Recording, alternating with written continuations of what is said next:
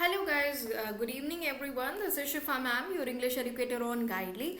So guys, today in this video we'll discuss about complete mains exam strategy for English section for all the upcoming bands exam of 2025, right?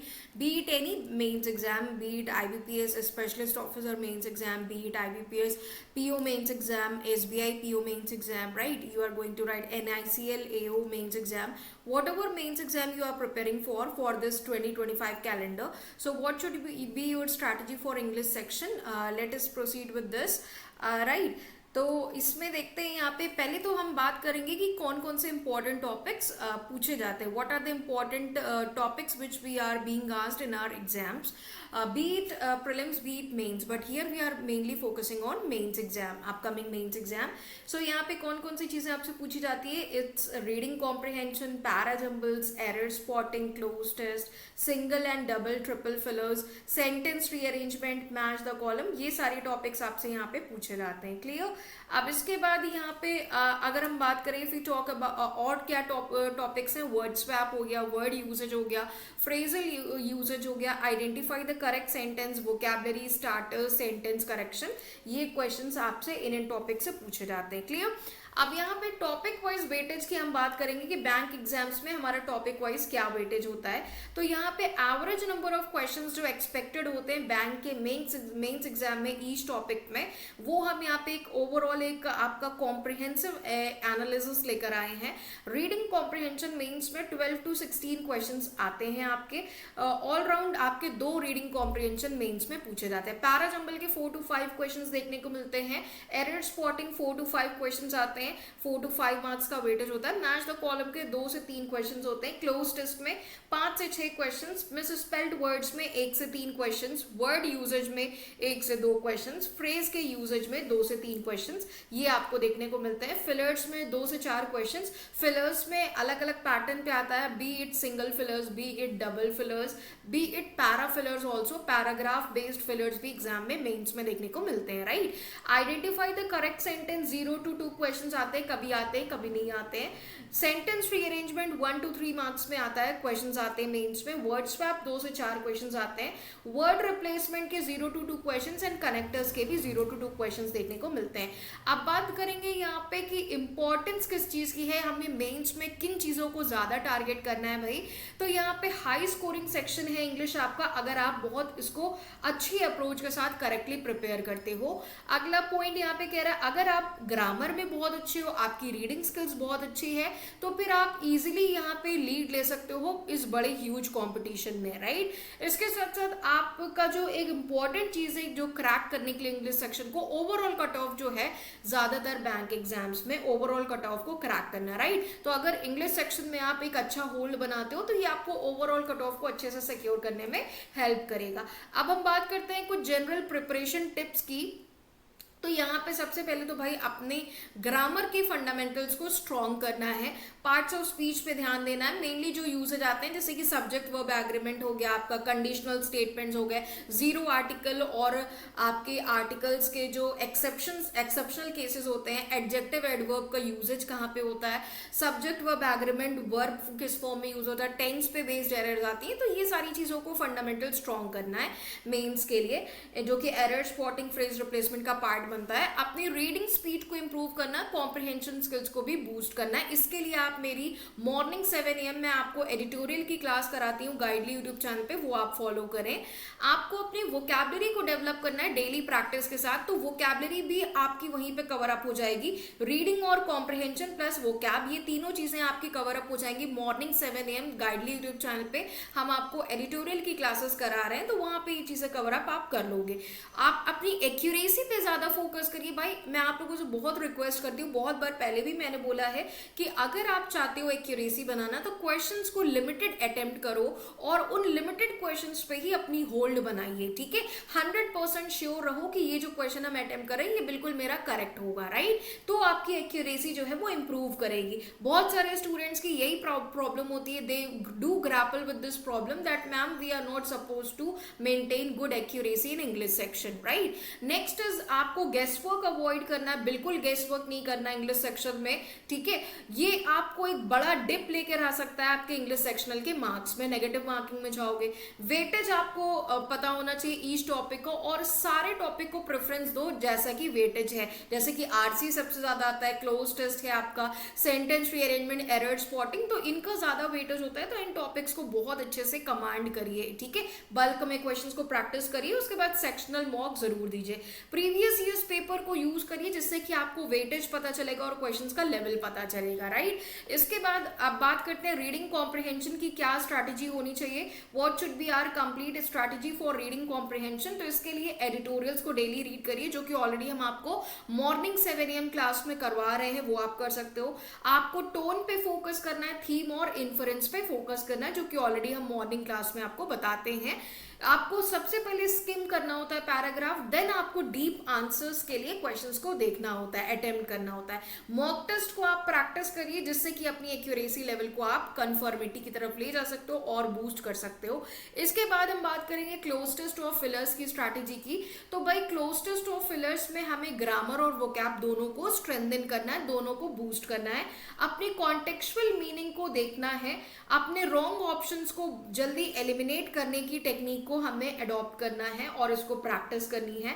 Practice करना है अलग अलग difficulty level के questions को, right, easy, फिर moderate, फिर doable, moderate, then उसके बाद हाई एंड क्वेश्चंस को भी हमें प्रैक्टिस करना है, राइट। इसके बाद बात करें एरर डिटेक्शन क्वेश्चंस की क्या स्ट्रैटेजी होनी चाहिए। तो इसमें आपकी इंपॉर्टेंट टॉपिक्स जिनका ज्यादा वेटेज होता है, जैसे कि टेंसेस हो गया, सब्जेक्ट वर्ब एग्रीमेंट हो गया, आपका आर्टिकल्स हो गया, और दूसरे कुछ ऐसे ग्रामर रूल्स जो कि रेगुलरली पूछे जाते हैं, उन पे आपको अच्छी कमांड बनानी है। क्वेश्चंस बल्क में प्रैक्टिस करोगे तो डेफिनेटली ये चीज आप सीख जाओगे। कॉमन एरर्स के क्वेश्चंस की पैटर्न्स को आइडेंटिफाई करना, कैसे आइडेंटिफाई करोगे, जब क्वेश्चंस अलग अलग पैटर्न के आप अटेम्प्ट करोगे, सॉल्व करोगे। ओवर थिंकिंग अवॉइड करिए, ग्रामर रूल्स को स्टिक करिए, ग्रामर के प्रैक्टिकल यूजेज से स्टिक रहिए, ना कि ओवर थिंकिंग करिए। क्या हो सकता है, ऐसा लग रहा है, तो जो लग रहा होता है गाइस उसको नहीं करिए। ग्रामर के जो कॉन्सेप्ट्स हैं, प्रैक्टिकल कॉन्सेप्ट्स हैं, उनके बेसिस पे क्वेश्चंस को आंसर करिए। प्रैक्टिस, आप प्रीवियस ईयर क्वेश्चंस को प्रैक्टिस करोगे तो बहुत हेल्प मिलेगी आपको एरर डिटेक्शन क्वेश्चंस पे मास्टरी गेन करने में। पैराजंबल क्वेश्चंस की क्या स्ट्रैटेजी होनी चाहिए यहाँ पे, तो हमें ओपनिंग और कंक्लूडिंग सेंटेंस को पहचानना है। उसके बाद हमें कनेक्टर्स और एक लॉजिकल फ्लो देखना है, कहाँ पे and, but, hence, yet, therefore इस तरह के वर्ड्स यूज हो रहे हैं, तो वो कनेक्ट करते हैं हमारी थीम को, ओपनिंग स्टेटमेंट को कंक्लूडिंग वाले से, बीच में एंड करने का कनेक्ट करने का काम करते हैं। 5 to 6 सेट्स रेगुलरली आपको प्रैक्टिस करनी है। Make sure that on regular basis you are trying to attempt and practice 5 to 6 sets of parajumbles each day. इसके बाद आपको टाइमर के साथ प्रैक्टिस करनी है। जब आप हर दिन 5 से 6 सेट प्रैक्टिस कर लोगे, then after that you need to practice with timer for better speed. Clear. Next इसके बाद वोकैबुलरी इन्हांसमेंट के लिए क्या करना है, डेली हमें टारगेट बनाना है कि हम 5 वर्ड्स ही पढ़ें, लेकिन उन वर्ड्स का यूजेज सीखें। जब हम वर्ड का यूजेज सीखते हैं तो वो वर्ड हमें याद रहता है, और इसके लिए बेस्ट है कि आप मॉर्निंग 7 AM गाइडली यूट्यूब चैनल पे जो हम एडिटोरियल करा रहे हैं उसमें आप जरूर आइए। फ्लैश कार्ड्स को यूज कर सकते हो या फिर मोबाइल एप्लीकेशन डाउनलोड कर सकते हो, बहुत सारी वोकैब की है जिससे आप रिवाइज कर सकते हो। सिनोनिम्स, एंटोनिम्स और वर्ड यूजेज को प्रैक्टिस करिए रेगुलर बेसिस पे, वर्ड्स को अप्लाई करिए सेंटेंस फॉर्मेशन के लिए, जिससे कि वो वर्ड्स आपको लंबे समय के लिए रिटेन रहे, राइट। इसके बाद बात करते हैं गाइस सबसे इंपॉर्टेंट चीज, that is time management in exam. हम खूब प्रैक्टिस करते हैं, मॉक टेस्ट भी देते हैं, but at the exam time we use to fail. Why? Because we are not suppose to manage time. जितना ज्यादा मॉक टेस्ट दोगे उतना ज्यादा गाइस आप टाइम मैनेजमेंट सीखोगे, right. So don't spend too much time on RCs पे बहुत ज्यादा टाइम स्पेंड नहीं करना है। अटेम्प्ट करना है एरर स्पॉटिंग और फिलर्स क्विकली, ठीक है। तो जो भी 1 लाइनर 2 लाइनर क्वेश्चन उसको जल्दी सॉल्व करने की आदत बनानी। कैसे होगा? ज्यादा से ज्यादा बल्क प्रैक्टिस से। ओवर थिंक नहीं करना। अगर आप श्योर नहीं हो आंसर को लेकर तो please skip that question and move forward. Prioritize करना है एक्यूरेसी को ओवर अटेम्प्ट्स। ऐसा नहीं कि हम 27-28 अटेम्प्ट कर रहे हैं बट आउट ऑफ दैट 8 या 10 क्वेश्चन गलत हो रहा है, राइट। तो एक्यूरेसी पे ज्यादा प्रायोरिटी देना है अटेम्प्ट्स के बजाय। भले ही हम 15-20 क्वेश्चन अटेम्प्ट करें, बट मेक श्योर कि वो 15-20 क्वेश्चंस 99.99% सही हो, राइट? ये हमारी टेंडेंसी होनी चाहिए। फाइनल टेक अवे बात करेंगे कुछ पॉइंट्स की जो कि आपको दिमाग में बिठाने हैं मेंस के लिए। Practice consistently using मॉक्स and previous years papers. Previous year और मॉक का यूज ज्यादा से ज्यादा करिए मेंस के लिए।